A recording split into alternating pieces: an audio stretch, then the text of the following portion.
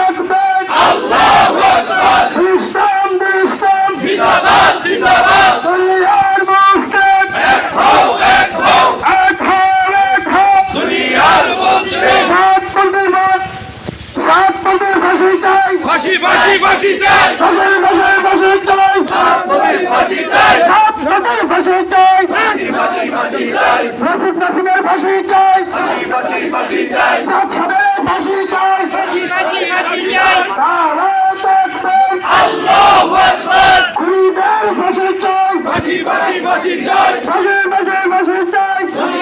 ফাঁসি চাই